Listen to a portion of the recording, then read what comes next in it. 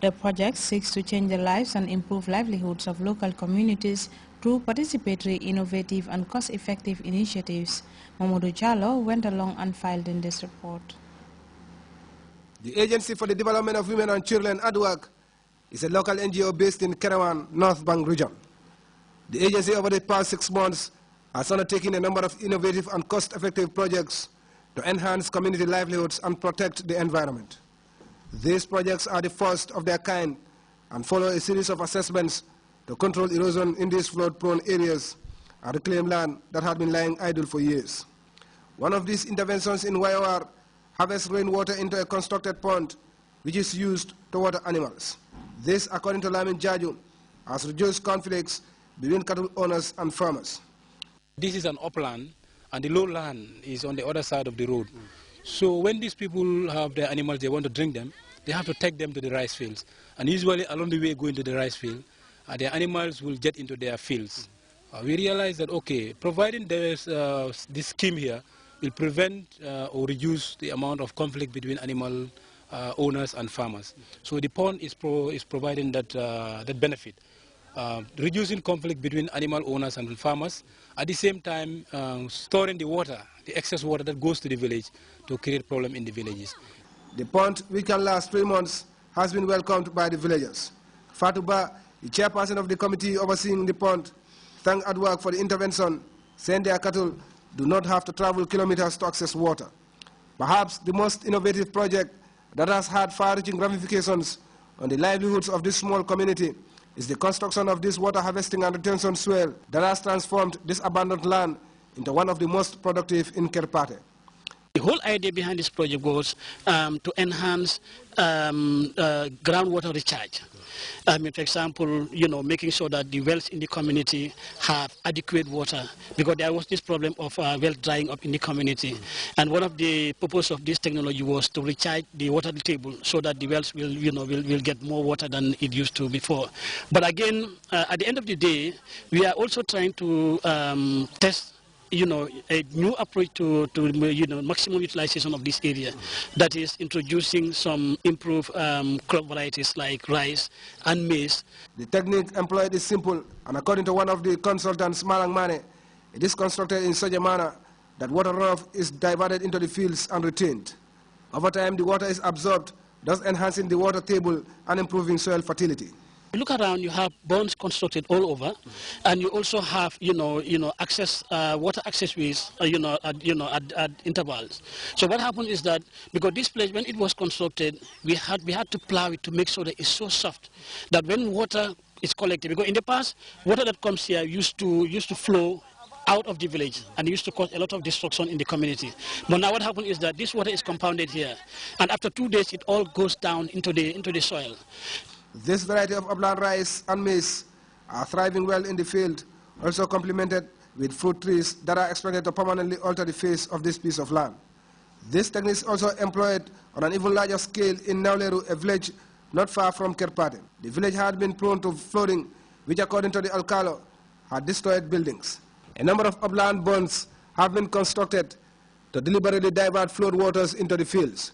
The idea, according to ADWAC, is not only aimed at water retention, but also conserving soil fertility and protecting the environment. Another project site at Kintekunda in central Baliwu has also helped villagers reclaim over 200 hectares of farmland that had been rendered useless as a result of salt intrusion. Okay, this is about 5-kilometer dike, and it covers an area. Initially, our intention was to recover 120 hectares of land for rice cultivation. But as we are speaking today, the knock-on effect of the dike had increased the hectare to almost 230 hectares of rice fields that is now cultivated within this area. As you can see, when we are coming to the village, in the past few years, the rice wasn't grown there, but now rice can be grown as close to the village as possible, all because of the impact of this dike. Okay. The project, funded by ADWAC at a cost of $1 million, is expected to improve rice production in this community.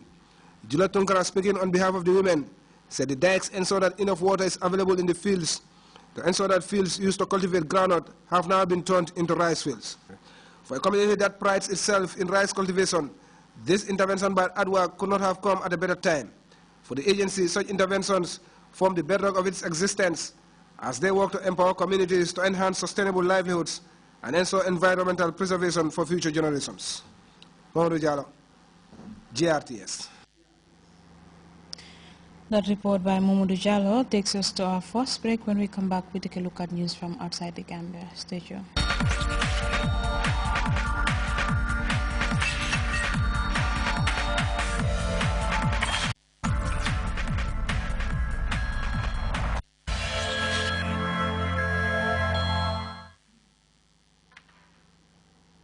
Welcome back.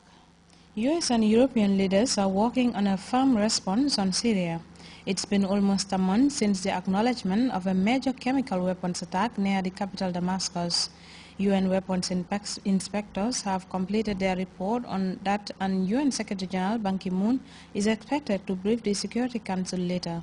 Now in Paris, key meetings are being held between France, US, Russia and Britain to secure Syria's chemical weapons.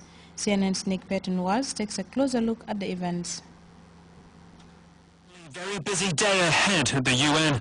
Its chief may have thought he wasn't on camera Friday, but still said this of Monday's vital UN inspectors report on Syria. I believe that the report will be an overwhelming report that the chemical weapons was used, even though I cannot publicly say at this time. Ban Ki-moon added Bashar al-Assad, the Syrian president, had committed many crimes against humanity and would face eventually, quote, a process of accountability. It's possible Ban Ki-moon had seen the finished report when he spoke, one official telling me it was likely complete by then. The UN inspectors' report on the 21st of August attacks will be presented to the UN Security Council at 11 a.m. Monday in enough detail for others to perhaps work out who was behind the attacks, though it's not the inspectors' job to do so. Syria has officially now joined the Chemical Weapons Convention, the UN declared Saturday, whose rules mean it must declare all those weapons by mid-November. That's not fast enough for the United States or Russia, who agreed in Geneva that Syria must tell all in a week. And in Syria's first major comments on the deal, its information minister talking to ITV News, it said it wants to wait for a UN resolution to set the timing of its disarmament. So now another round of negotiations begins, perhaps fast, perhaps torturous, to find a wording for a resolution that can back up what was agreed in Geneva between America and Russia. Still on the table for those talks, a diplomat tells me, will the resolution blame Assad and demand a trial for those who ordered the attacks? And will its wording suggest force can be used if Syria violates its terms? Russia won't like any of that.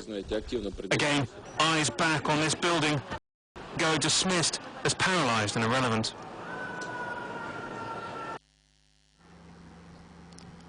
And while the diplomacy being given a chance to bring peace in Syria continues, the situation in the country is extremely grave.